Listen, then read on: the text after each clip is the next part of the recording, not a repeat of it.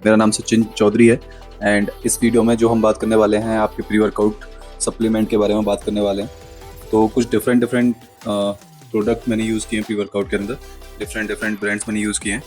तो मैं आज उनके बारे में आपको बताने वाला हूँ कि कौन सा ब्रांड मेरा फेवरेट है और कौन सा ब्रांड मैं सबसे ज़्यादा यूज़ करता हूँ और किस टाइम पे यूज़ करता हूँ। तो वो सारी जो इन्फॉर्मेशन है वो मैं आज बताने वाला हूँ। तो ज़्यादा लंबा मैं नहीं रखूँगा इसे, आपको शॉर्ट में मैं सारे प्री वर्कआउट दिखा देता हूँ कौन से मैंने यूज़ किए हैं।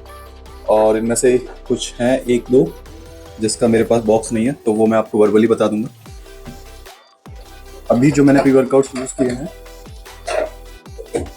सबसे पहले मैंने जो यूज़ किया था एज अ बिगनर वो मैंने यूज़ किया था मसल ब्लेज का वर्कआउट 200 एक्सट्रीम। तो ये पहला प्री वर्कआउट है जो मैंने यूज़ किया था। सेकंड प्री वर्कआउट जो मैंने यूज़ किया था, जो कि सबसे ज़्यादा लंबे समय तक मैंने यूज़ किया था, विच इज़ रेथेक्स मसल ब्लेज का। तो ये भी काफ़ी अच्छा प्री वर्कआउट है। एंड थर्ड प्री वर्कआउट जो मैंने यूज़ किया था इन्फर्नो का प्री वर्कआउट का बॉक्स मेरे पास अभी है नहीं, क्योंकि मैंने उसको सिर्फ एक ही बार यूज़ किया था। मुझे उतना ज़्यादा खास वो पसंद नहीं आया, तो मैंने उसको ड्रॉप कर दिया। उसके बाद मैंने दोबारा कभी यूज़ नहीं किया है, ना परचेज़ किया है, तो इस वजह से उसका बॉक्स मेरे पास नहीं है।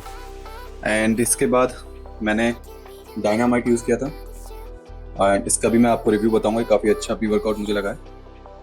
एंड डायनामाइट के बाद मैं C4 भी यूज़ कर चुका हूँ। C4 का भी जो रिव्यू है वो भी मैं आपको बताऊँगा। तो ये 5 प्री वर्कआउट हैं जो मैंने एक्चुअल में यूज़ किए हैं। सबसे पहले जिसका बॉक्स मेरे पास नहीं है इन्फर्नो का, उसका सबसे मेन रीज़न ये था क्योंकि वो मेरे स्टमक को सूट नहीं करता था, वो मेरे गट हेल्थ को सूट नहीं करता था। जब मैं प्री वर्कआउट लेके जाता तो अचानक से मेरा पेट खराब होने लगता था। तो वर्कआउट के दौरान भी मुझे काफ़ी प्रॉब्लम आती थी उससे।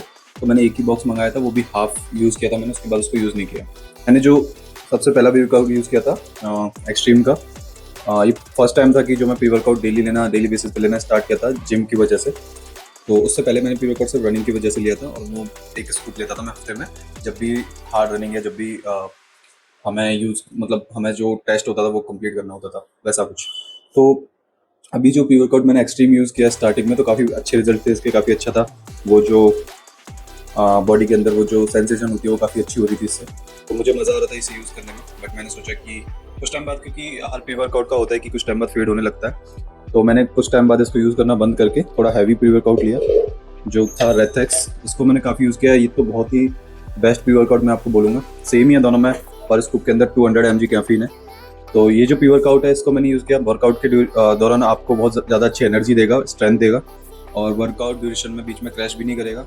पेट पर भी मेरा कोई गट हेल्थ पर इसका बैड इफेक्ट नहीं था, और स्टमक पर भी कोई बैड इफेक्ट नहीं था। तो ये मैं रिकमेंड करता हूँ। ये बट थोड़ा कॉस्टली मुझे पड़ता था। इसका जो प्राइस है 1500 से भी ज़्यादा है, मतलब 1800 के आसपास है अगर आप बड़ा वाला बॉक्स लेते हो तो। एंड आई थिंक इस छोटे वाले बॉक्स का भी प्राइस काफ़ी है। तो ये वाला प्री वर्कआउट मैंने थोड़ा प्राइस फ्रेंडली नहीं था मेरे लिए, तो मैंने इसको ज़्यादा यूज़ नहीं किया, मतलब ज़्यादा यूज़ किया बट रेगुलर बेसिस पे अभी मैं यूज़ नहीं कर रहा हूँ उसे। इसके बाद मैंने इन्फर्नो मैंने आपको बताया वो मुझे ज़्यादा पसंद नहीं आया, तो उस वजह से मैंने उसे उतना ज़्यादा यूज़ नहीं किया। एक ही बार यूज़ किया था, एक या दो बार मैंने आई थिंक लिया होगा। उसके बाद मुझे सूट नहीं किया वो, तो मैंने उसको ड्रॉप कर दिया। अच्छा, उसके बाद फिर मैंने डायनामाइट एक्सीडेंटली मैंने मंगाया था, क्योंकि जो शॉप पर थे प्री वर्कआउट अवेलेबल नहीं थे जिससे मैं बाय करता हूँ हेल्थ कार्ड से, जो हमारे पास में स्टोर है।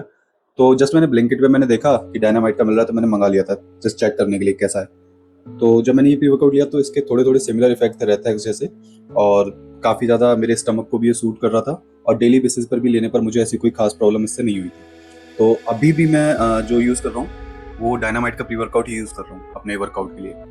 तो ये काफ़ी अच्छा प्री वर्कआउट है। अगर आप मेरी तरह थोड़े एडिक्टेड हो कि डेली बेसिस पे लेना है, या फिर आप एक दिन छोड़ के एक दिन लेते हो, तो इसको आप यूज़ कर सकते हो। इसमें भी सेम 200 mg कैफीन है पर स्कूप के अंदर। ये जो बॉक्स है इसका जो प्राइस पड़ता है वो 700 to 800 रुपीज़ पड़ता है मुझे। एंड इसके अंदर जो स्कूप्स आते हैं 15 स्कूप्स आते हैं।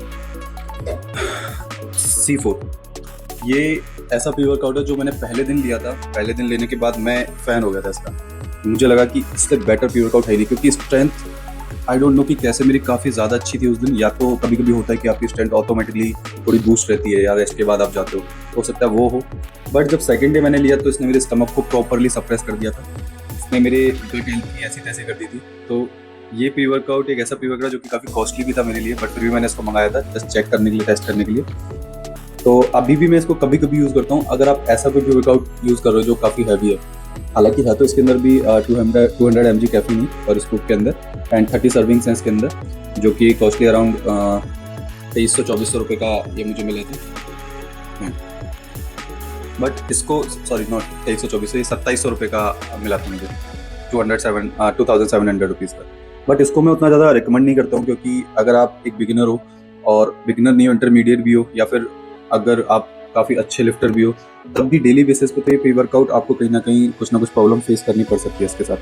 तो जो कि स्टमक को, मेनली स्टमक में ही सूट नहीं करेगा जैसा मुझे लगता है। तो मेरा रिकमेंडेशन इसको डेली बेसिस पे यूज़ करने के लिए नहीं है। मैं जो अभी यूज़ करता हूँ डेली बेसिस पे, या हफ्ते में 1 बार 2 बार 3 बार जब भी मुझे यूज़ करना होता है, डायनामाइट का यूज़ करता हूँ। अच्छा, प्री वर्कआउट का एक सिंपल सा एक सजेशन ये है मेरा कि कभी भी आप जब प्री वर्कआउट यूज़ कर रहे हो, तो रेगुलर बेसिस पे जब आप यूज़ कर रहे हो, तो उसको आप ऐसा ना करो कि आप लगातार उसको 1 साल 2 साल लगातार ऐसा यूज़ मत करो।